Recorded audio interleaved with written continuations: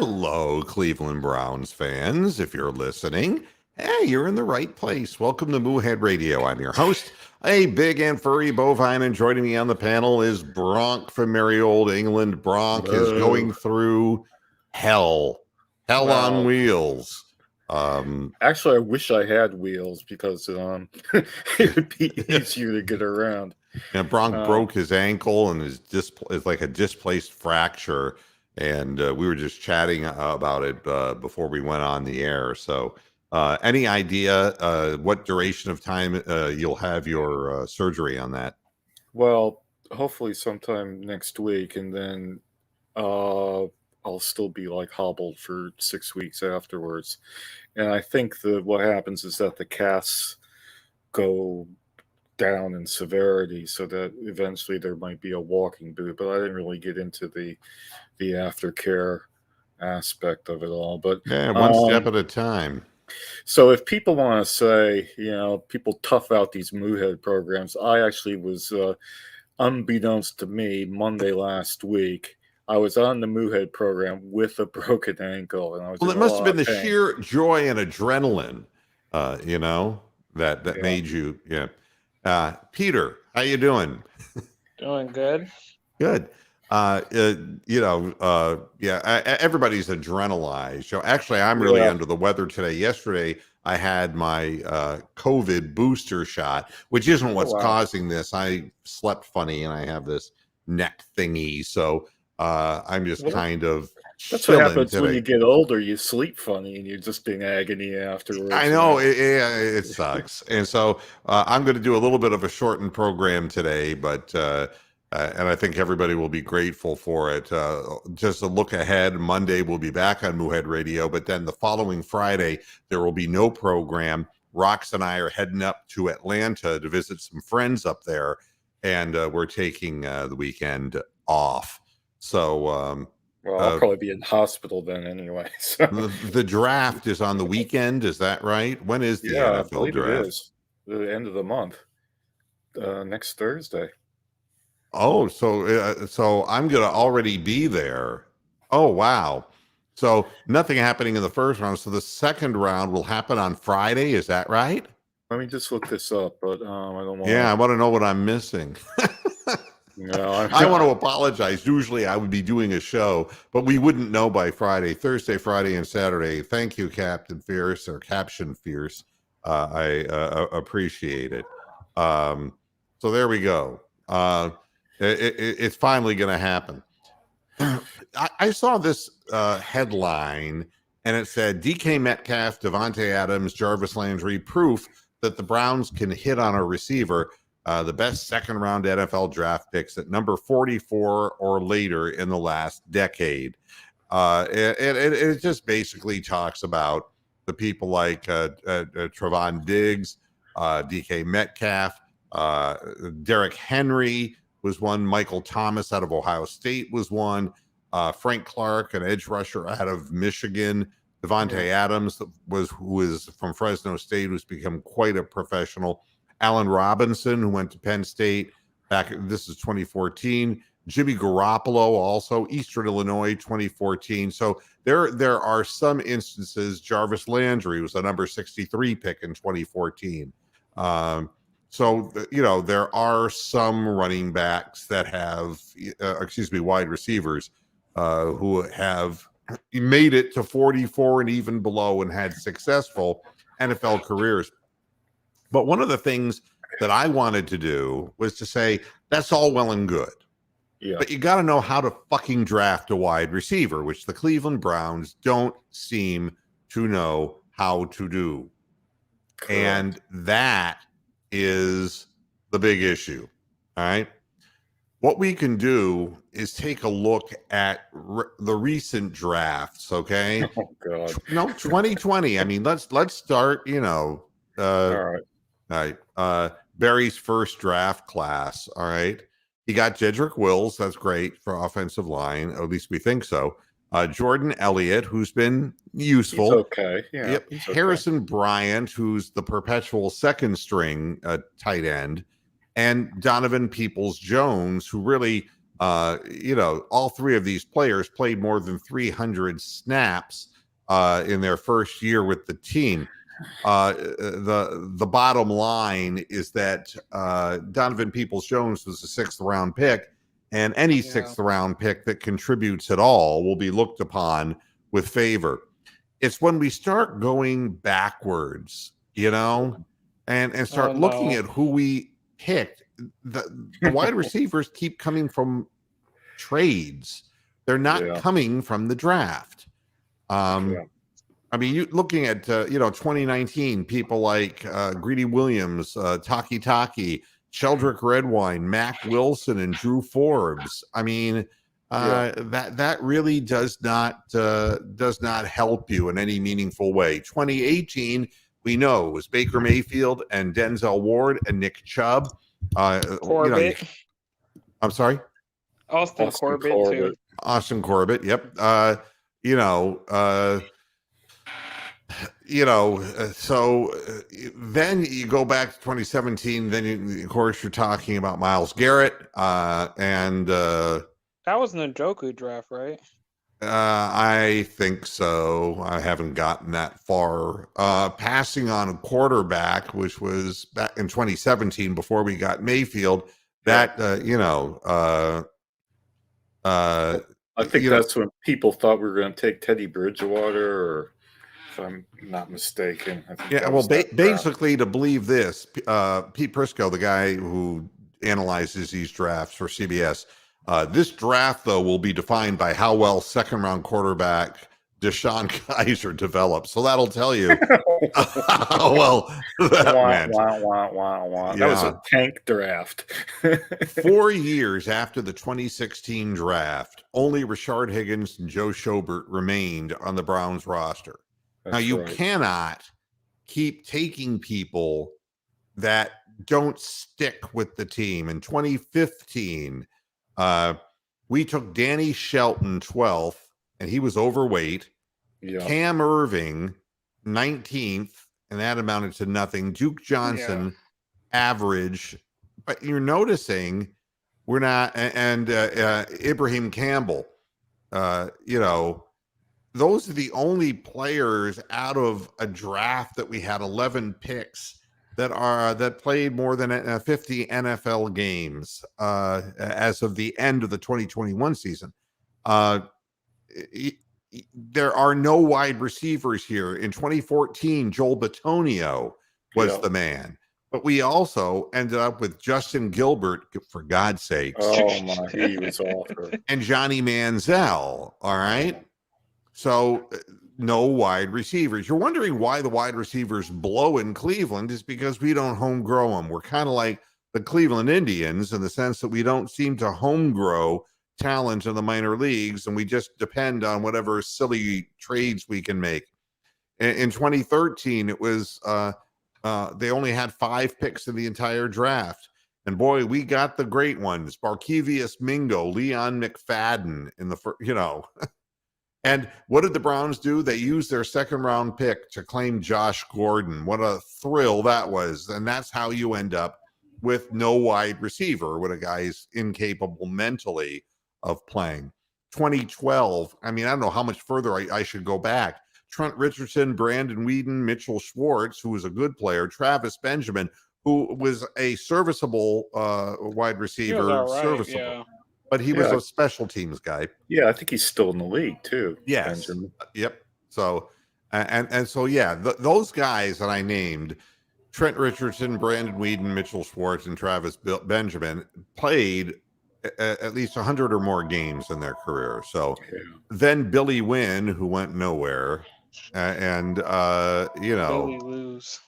And basically, to put this in perspective, it was Vinny Iyer of the Sporting News that gave the draft an A-, noting that they went for an extreme makeover. It's really in that season just Weeden and luck. Well, Weeden was our luck. But in 2011 we passed on Julio Jones. Okay, we just flat out passed on him. All right, We gathered picks for the future, which never came. So what came out of 2011 is more people like the Jabal Sheard and Buster Screen. I mean, Phil Taylor. Well, I mean, now we're 12 years ago, and we just haven't drafted a meaningful wide receiver in the draft. And meanwhile, we get OBJ, and that didn't do a goddamn thing for us.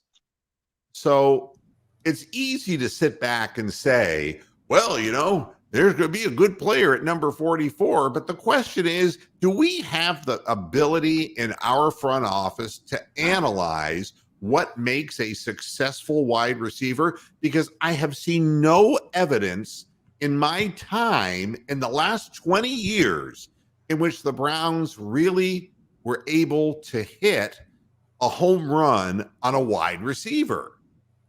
And yeah, I know, it's depressing. Yeah, just having the player available means somebody else will pick him at the rate that we've gone historically. So right off the bat, that kind of makes me feel like, geez. I look at all the teams in the league and the good, even in our conference and in our division, these great wide receivers or very nice wide receivers, and we're going out on the field with God knows what. We didn't draft Jarvis Landry. We acquired him and watched his body slowly fall apart. And OBJ was never healthy, not before he came to Cleveland, not after, and now not with the Rams. All right. So, and we gave up a lot of assets to acquire these people. Yeah. So, this is the problem for the Cleveland Browns as the draft approaches. As it is, you're behind the 8 ball because you don't have a first-round pick. And 2, you're doubly behind the 8 ball when you're down at 44 and you're hoping to hit a wide receiver out of the park with a 44 pick, if that's what you decide to do. But with the market for wide receivers right now, it's crazy. Wide receivers are just, since we spoke to you last, man, Deebo Samuel said, I want to be traded. Get me out of San Francisco. Get me the fuck out of here. I don't want to play. They're all doing the OBJ thing. Yeah, it's something about wide receivers. They seem to be the most diva-like position on the team. And, for whatever reason, and I don't want to make conjecture about all that, but it just gets tiresome after a while.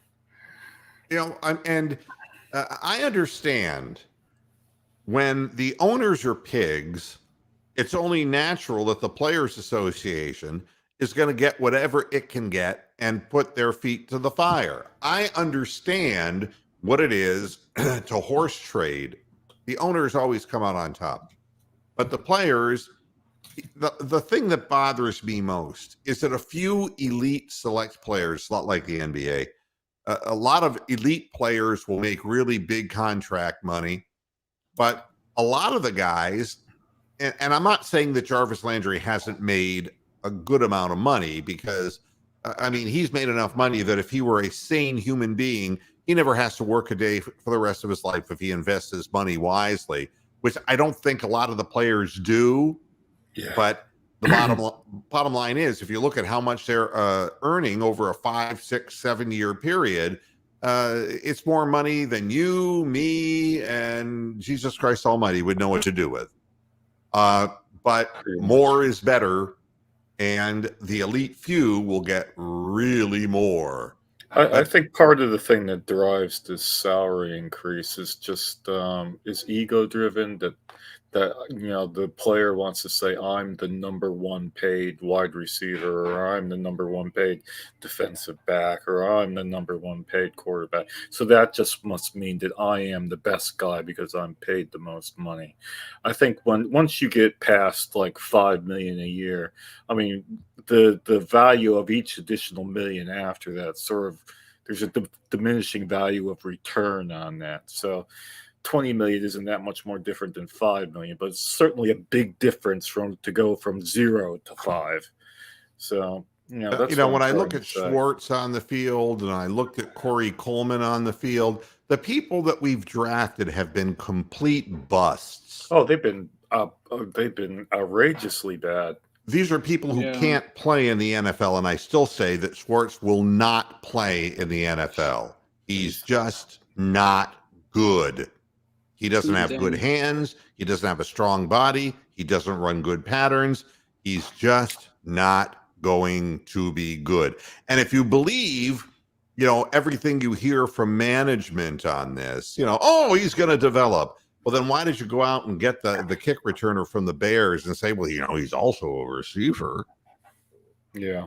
I think it's because they have no confidence themselves. Yeah, I mean, that's a slap at either Schwartz or Felton or both of them that they got the Bears guy in. So, but again, Felton was a 6th round pick. Exactly. It seems like the offense phased him out for whatever reason. I don't think that he did badly in the opportunities he had to play, but it almost seemed like he was like a walk-on actor and had that kind of a role, Well, and they called weird plays for him in weird situations that made no sense. So they weren't using him as a receiver now, really. I mean, I don't know when they did, he made a big play, but they weren't throwing the ball downfield. They would either end around him right, or throw the ball out in the flat to him and watch him just get pancaked. Sadly. It's odd, but I don't expect Donovan Peoples-Jones in a 6th round position to become the next, Lance Allworth. I'm going old school on you. I'm not expecting him to become, the next Julio Jones or whatever. I'm not. I'd be happy if he was the next Lance Rensel. Yeah, you look him up. He was stuck with the problems. Except with exactly. Didn't he love children? Something like that. The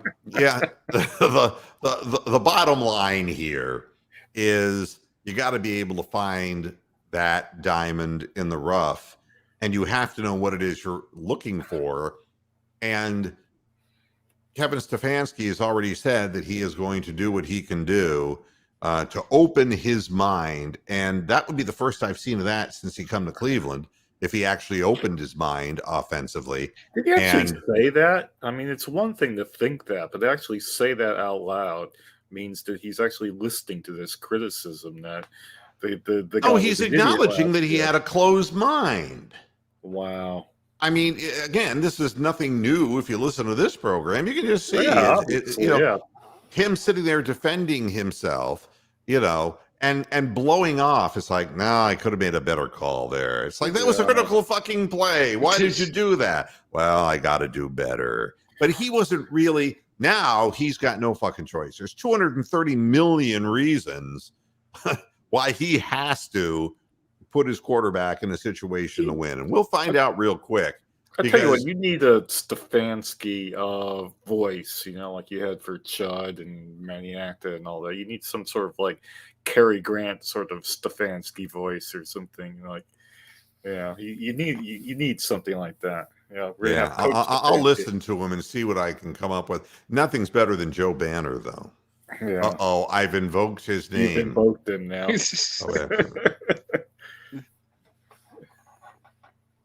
I don't know what in the hell Stefanski's doing. It just smells like shit.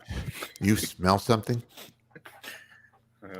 Enough Joe Banner. I mean, I have brain damage from the past of this organization, man. Fucking brain damage. Do you think that are you buying any? Do you think Kevin Stefanski's on a hot seat or anything, or no? Oh no! Yes, yeah. Yes, absolutely. Yes. I'd say that if your team just spent $230 million for a career quarterback, a guy who's a franchise guy, and they brought in Amari Cooper, and they're still talking about bringing in more, they're going to lose Dearness Johnson. I think everybody realizes that, but it looks like they're going to keep Chubb and Kareem Hunt. If they're keeping all of this offensive talent and keeping their front line solidified and built up, and Kevin Stefanski can't do anything but run 3 tight ends on the field and score 20 points a game or less, he ain't going to be around. I mean, this is put up or shut up. In my opinion, that's what it is. And we've seen Haslam pull the trigger before. And yeah, if I were Stefanski, I'd open my fucking mind too, because you can't play. This is a different hand. You got to play it differently. And you know, if Deshaun Watson comes out on the field and underperforms, then you're going to look at Baker Mayfield differently, aren't y'all? I don't mean as a person, I mean as a player. Absolutely. Yeah. I mean, So, and I love what the PR machine is doing, and I'm sure that it's Baker Mayfield's agent saying, if the Browns cut him, he's going to the Steelers. And it's like, you know, fucking dick. You know, it's like they're just being dicks. Everybody's being a dick. And, you know, if the Browns cut him, the odds of the Browns cutting him, just unless there was something that they had to have, you know, I mean, that $18.8 million, and they got to unload that because there's a contract they got to pay. There's another prolific wide receiver. Then you could see that situation arise. And that's what you're looking for, is the bargain bin of quarterback deals where the Browns are forced to eat money or whatever. Well, didn't we get Nick Chubb by that Brock Osweiler deal where we took on all that money and then got that draft pick that ended up turning into Nick Chubb? So yeah, and the Osweiler thing was mystifying at the time. It's like you're actually paying him to lose. I mean, literally, not like Hugh Jackson claims he was. Hugh hasn't won anywhere. Back in the news. Ooh. Back in the news. I'm saying Hugh's back in the news again this week. What's he done now? No, just the same thing, him bringing it back up. Oh, yeah, because you know what it is? A couple of coaches who were real honest-to-God NFL coaches who got booted after, you know, playing with shitty rosters who are African-Americans, they've joined the lawsuit, the major lawsuit of Brian Flores. And now all of a sudden, look who comes to life, you know. I'm back. You can't be black sometimes, folks. I mean, don't say my brother, and then be Hugh Jackson. Don't do that. I mean, you're obviously, anything that happened in Cleveland, either one of two things was the case. He was good with it as long as he was stuffing coin in his pocket, or he's so fucking incompetent that he did it himself. But whatever the case is, he's an amoral prick. He's not a good person. He wasn't a good person in Oakland. And, you know, that Hard Knocks program, he came off absolutely horrific. Yeah. And they even had that bit where, what was it? His brother died, or he had that death in the family, and even that bit didn't even look like you could be sympathetic to the guy. I mean, no one has looked as bad on that Hard Knocks series as Hugh Jackson, and he had all the possible sympathy element going for him there, and he looked horrendous. Oh, yeah, this is Blast from the Past. Mark Ross is making a request of me, and it would go something like this. Girl from Ipanema. Hi, this is Jim fucking Brown. The reason they call me Jim fucking Brown is I was a bad motherfucker. I threw Raquel Welch down a flight of stairs, which makes me extraordinary. Now, Trent Richardson, on the other hand, he come from Alabama with a banjo on his knee. He is ordinary. Yeah. He don't hit the hole, not nearly as fast as I hit Raquel Welch's. You see what I'm saying? Trent Richardson is ordinary, and I am extraordinary.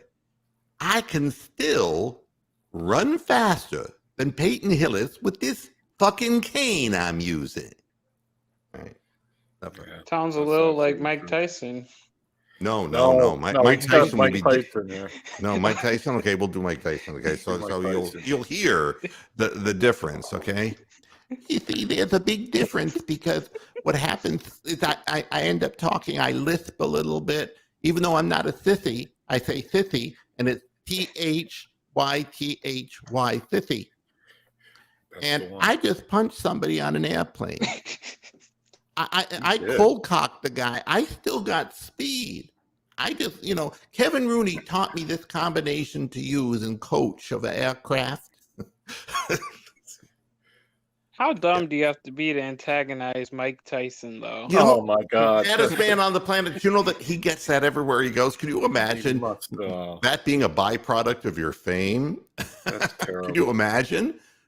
It's like everywhere. It's just like the gunslinger. It's like Billy the Kid is like, Jesus Christ, who's going to challenge me now? Can't I just get out of this thing? Yeah, I don't want to shoot any more people. Yeah. Mike Tyson's 55 years old, for God's sakes. He's not the baddest man on the planet anymore. So guys are going to say, well, I nailed Mike Tyson. I landed a clean shot. He's 55 and his back was turned. Give me a fucking break. Leave him alone, Yeah. He's a weed guy now, man. He's in the cannabis business.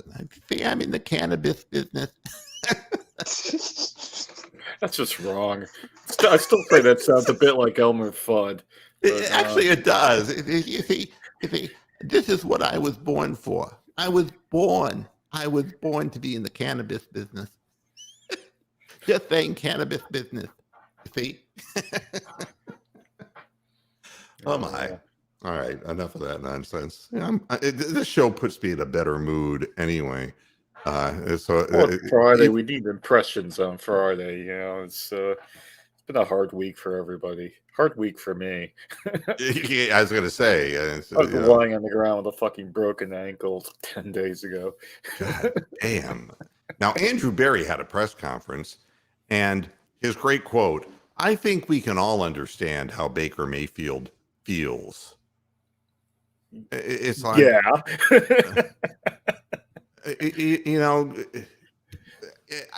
I'm speechless when I hear the front office people and management talk about this. It's like, I think we can all understand why he's a little disappointed that he went from going into the second round of the playoffs to giving up his body and playing hurt and then just being cast asunder. We kind of can understand why he might be a little petulant. It's like, come on. I mean, this isn't about that anyway. It's, Baker will eventually play with another football team. And whether they have to cut him and it's the Pittsburgh Steelers or wherever he goes, he has the one thing that Ryan Leaf will tell you lasts longer than the flavor of Big Red chewing gum. And that's being told you're the number one overall. Being the number one guy in the draft, and you got to live up to it. And God only knows if he has a second bad year back to back, then he becomes the source of bust, historical bust. Well, yeah, I mean, I'm not going to really disagree with that, but I think he's got a future as second string quarterback for a long time. I mean, if Colt McCoy can linger in the NFL for as long as he has, I think Baker can definitely have a longer career than Colt McCoy or whatever McCown brother or sister that you want to mention. Luke. You know what I see? I see him doing, and if he doesn't make it in football, and he'll continue playing. Teams will allow him to play. Whether he's a backup or whatever. I mean, the money is still good compared to anything else you can do. I can see him in the landscaping business because you look at his background. He was a caretaker at Progressive Field, right? Yeah. And that's huge, on his resume. But he also, landscaping, he planted a flag in Columbus. He did that too. So you see, I'm thinking ahead for this guy. It may not pay as well as professional football, but he has credentials. I kind of feel I thought- sorry for Progressive Insurance because they're based in Mayfield Heights, Ohio. I mean, I don't know whether you guys realize it, but Yeah, their that's a little- spokesperson was in Mayfield Heights. And Mayfield, it was such a perfect match for that company. Now that it's all gone sour, what adverts are they going to do next year? You know, show Baker moving out of the house and going to somewhere else. You know, maybe they'll I thought- have a moving episode. I thought you were going to say. What are you going to for the say, cur- Peter? Go I ahead. was going to say. I thought you were going to say he had a future maybe in announcing. Well, I mean, he's Might do polarizing. that. Yeah. Yeah. You know, he could be College opposite football, Skip Bayless. maybe. Could you imagine him as the new Max Kellerman opposite Stephen A. Smith? They would both antagonize everybody who watched. Yeah, maybe. He could be in media. I don't know, definitely. Him and his wife could do a program together. It'd be like the new Tammy Faye and Jim Baker programmer. Oh God. Yeah, you know, but could you see it with Stephen A? Stephen A is kind of like, you know, constantly overly animated. He's like a cartoon character. Well, But that's his Baker would be acronym. snarky. You know, he would have that little smirk on his face. Yeah. You know, and just say things like, yeah, he's really going to succeed, and roll his eyes. You know, he'd be that kind of guy. Absolutely. Yeah. So nothing on the trade front for the Cleveland Browns with Baker Mayfield. I read one thing that made me laugh out loud, and it was a Right. headline that said the Browns have no leverage in a potential Baker Mayfield trade. And I said, well, then tell me what leverage Baker Mayfield has. If the Browns have none, is there such a thing as a negative value?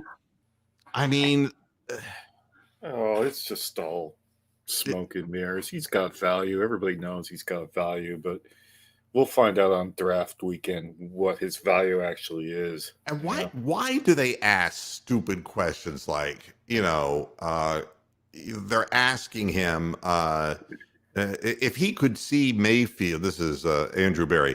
Could you see Baker Mayfield being on the roster for training camp this summer? No. And Jimmy Haslam is back with this look, you know, the Jimmy Haslam look, What, like, the eat shit look. Yeah. It's like, why would you ask Andrew Berry that question? And Andrew Berry says, I think, quite honestly, when somebody says quite honestly, it's that's all, folks. I think, quite honestly, anything regarding speculation on the future or several months out, that's probably unfair because we realize that the circumstances in the NFL change. So what does that have to do with anything? Could you see him in camp or not? The answer is hell to the no. No. Yeah. Not I mean, going to that happen. sounds like a Mary Kay question, to be honest with you. Why do they do that? I mean, you have a real good opportunity to ask him a better question that he won't answer. And you know? waste it, yeah. Yeah. You waste it with that shit. That's You exactly waste right. it, yeah. That's I mean, the I've only got- good thing. Go ahead. Go That's ahead, the only Peter. good thing. That's the only good thing about Andrew Berry and this whole Deshaun Watson situation. I feel like it's obviously the off the field, but I feel like that's the best situation for Deshaun Watson with the GM and a coach who doesn't really say anything and can kind of just BS their way out of any question. Well, I mean, the whole idea of doing these press conferences is so that the writers then can turn around and Yeah. write anything because there was nothing really coherent said in the press conference, so they can just keep whatever their narrative is going, you know. So he didn't say that he wouldn't bring Baker back, you know, and Exactly. it's just foolishness, total foolishness. And you know, and people are still saying, "Well, who are the top wide receiver prospects for day 2?" You know, and it's like, man, you know, if I hear anything more about George Pickens, I won't be from Pickens and a Georgia. grinning. Enough of that. Make that stop. God, even I know who he is now. And some Christian guy named Watson from North Dakota, I don't want to hear No about it thanks. anymore. No thanks. North Dakota. But then Now they're really digging deep. Jalen Tolbert from South Alabama. I don't mean the school South Alabama. He's living in a shack somewhere in South Alabama. I've never heard of him before. I But think he's a good one, a wide receiver, though. He's the first guy in South Alabama, well, college history, to top 1,000 receiving yards. And he did it twice in 2 seasons. That's all right. Yeah. So, I mean, now who South Alabama was playing, I have no idea. All right. Probably North Florida. Well, the word is he chose South Alabama over Michigan State and other big name schools in order to stay closer to home. Oh, That's nice. Now, wait a minute. Do you think academics could have had something to do with this? Oh, God. Oh, don't get me to speculate on that there, man. No, but I'm just saying. Let's not go there. But you know something? I will prove my case here. When I graduated from high school, I had a composite 3.96 grade point average, all right? But I wasn't a social kid. I wasn't in that many organizations. Yeah. And it came down to me for 3 schools. My brother went to Duke, so I was accepted, but had to wait a semester in order to get into Duke. So I didn't make the first cut of the Harvard of the South. All right. Second was Bucknell in Pennsylvania. And is it Lewisburg? And that's a great school. And I really liked it there. That was, and they accepted me, but again, they weren't real thrilled with the fact that my SAT scores weren't that good. And then I ended up going to Miami of Ohio, staying in state, because quite honestly, the other schools, there was a lot of competition. And I'm not suggesting that that Jalen Tolbert is a dummy, because I don't think I was a dummy, but there are places that said no to me. They just, so I ended up staying in state. He'd have been better off if had he gone to Michigan State, probably, and other big name schools, and he would go higher in the draft. But again, there's always a potential path into the NFL, even if you're from a smaller school. It is possible. Well, there's some scouting and film out there on everyone that you can be from some division. You can be from Mount Union and still be spotted by the NFL. If the cream, I still believe the cream rises to the top, particularly in these sort of sport, realms. But you see, here's another thing. He's a guy that can play across the formation. He's not a burner per se. Speed is not what he does best. But he has the ability to control his routes and throttle up, throttle down. And that's why you're not higher in the draft. And that's why you're in South Alabama. John Mechie III from Alabama. Alabama had big-time receivers, and he was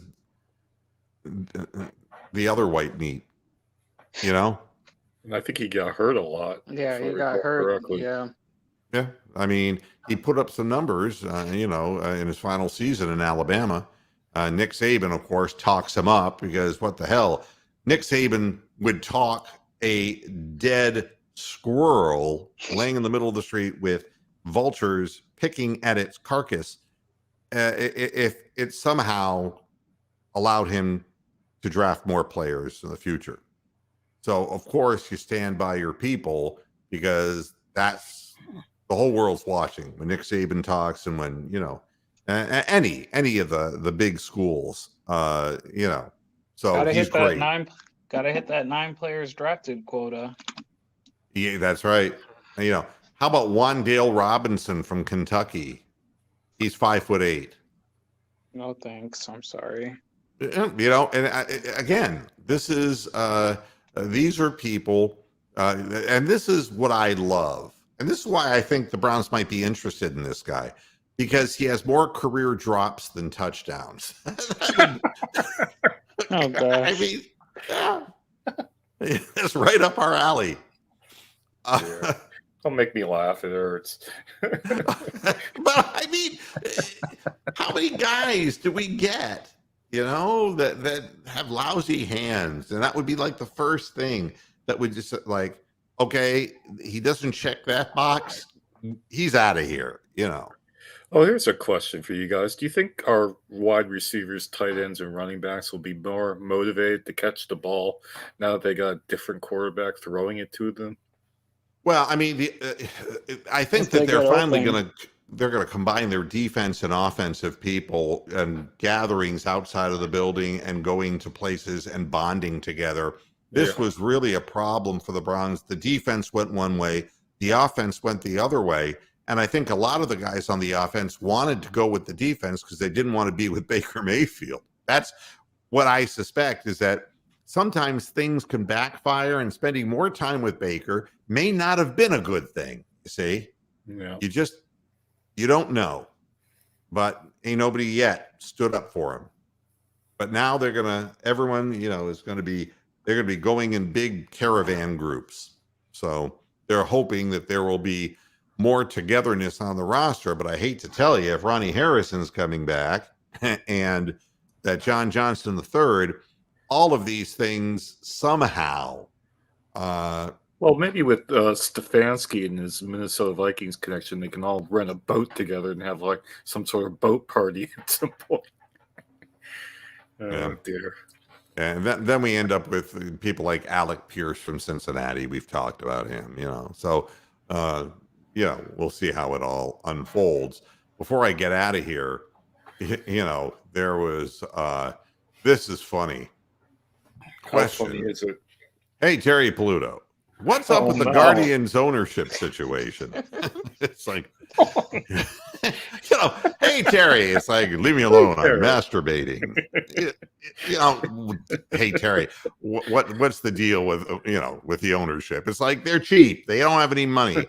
What's the latest on Dave Blitzer? Donner already turned it down. Yeah. Okay. Oh, that's Prancer. Blitzer. Oh, sorry. Dave Blitzer is the guy who allegedly sometime in the future is going to be a minority holder, but it turns out that it ain't happening, at least not right now. A deal does not appear to be imminent, and so there is not going to be an infusion of money.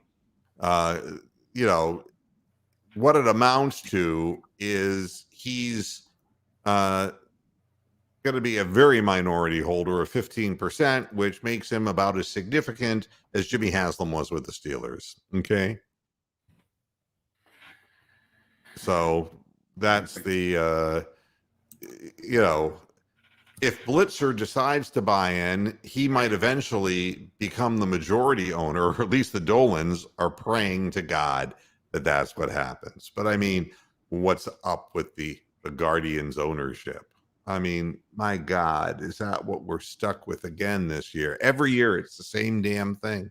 I actually got a marketing ploy for the Guardians, and since we all know that Cleveland.com people watch this program because they steal anything good that's ever said on it and then write it 3 days later on Cleveland.com. My marketing ploy would be to get rid of Slider and instead have a mascot that's got one of them badass Greek winged helmets like the Guardians have, and walk around with like those USC Trojan band uniforms with a big saber and just like charge around the crowd yelling, "Guardians! Guardians!" It'd be a lot it would be more entertaining than Slider. More entertaining. And then they could have like a Guardian. They could have a Guardian Gladiator contest, at in between innings, get people from the crowd to fight the guy or something. Yeah. Do you want to know how bad it is? How bad is it? It's so bad that the guy who used to beat the drum for rallies got so sick that he almost died and he never came back. Poor John Adams. Yeah, I know, man. He's had a run of bad health. And that's from being out in center field, actually trying to encourage this organization.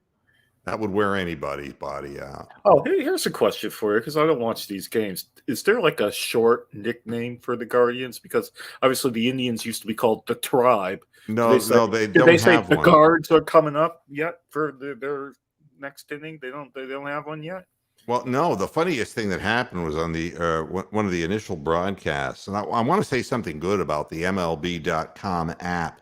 And I'm not being paid to say this. I've used some pretty shitty apps, including the NFL Sunday Ticket on computer, which has consistently fucked up. And every year that I haven't used it recently, but I used to have to use it when I was on the road a lot. Yeah. And the MLB.com, I just have the Guardians. I'm not getting all of Major League Baseball. I just get the Guardians games, and it's really nice. You get the home or away broadcast. It's great. Oh, that's fantastic. But I'm listening to this, and poor Rick Manning is like keeps saying Indians in the first couple of games, Yeah. And Andre Knott is just saying, no, you mean Guardians, and he just keeps on pestering Rick Manning, and finally, Rick Manning made a comment that it's like, you don't want to make the headline in the newspaper that way. And Andre Knott says, dude, there are no newspapers anymore. So, no, I'm serious. Rick Manning suddenly realized he's not fucking other men's wives anymore. He's fucking old and his teeth are rotting. And he got pissed off on the air. And people were writing that there was something, and they poo-pooed it, but you can tell, man, it reminds me of the same kind of stuff when Joe Tate was doing the Indians and wanted to get the hell out of there, and they slid a young 23-year-old Bruce Drennan in there with him. Yeah. And poor Joe Tate was like, I've earned better than this. And he's like, well, we've got a bunch of ducks on the pond, Joe. And Joe Tate just is ignoring him. I mean, flat out ignoring the guy. And he's like, what do you think about that, Joe? Huh? What do you think about that, Joe? And Joe was like, get me the fuck out of here. Virginia, get me the fuck out of here, And that's what I'm hearing. It's like Andre Knott comes out and Rick Manning goes real quiet, real quick. This will make you feel old, man. I'm just calling up Rick Manning's Wikipedia. He's been doing the broadcast since 1990. He's 67 years old. Yeah, it's amazing, isn't it? Yeah, it's amazing how much hair dye he must use. He probably uses more than Ronald Reagan ever did. That probably explains a lot of seepage into his brain. The final thing I wanted to mention, the headline: the Pittsburgh Steelers honored Dwayne Haskins with memorial service, attended by teammates, coaches, and loved ones. It's a horrible thing when a 24-year-old guy passes that way. And I just want to ask a question. All right? Okay. Because we tend, when we report stories, we tell what happened, but we don't tell why. The truth of the matter is, his wife, his widow, said that he called her saying that he was getting out of the car to get gas. He had to have run out of gas on the interstate. He proceeds to walk, not in the side of the road next to where the guardrail would be, but wades out into the middle lane of a 3-lane highway. A dump truck coming at him tries to swerve, but can't miss him, right? But the thing that's bizarre is that a second car hit him, and that was the proof that he was walking the wrong way in the middle of a 3-lane interstate highway. Yes, he was all smiles. What a great guy. Yada, yada, yada. We'll never know the real story of why, we'll know how, but why Dwayne Haskins died. Why, if you were getting gas at 6:30 in the morning, why were you running out of gas at 6:30? That's the first question. When you're allegedly there to work out with teammates, and nobody's touching this with a 10-foot pole.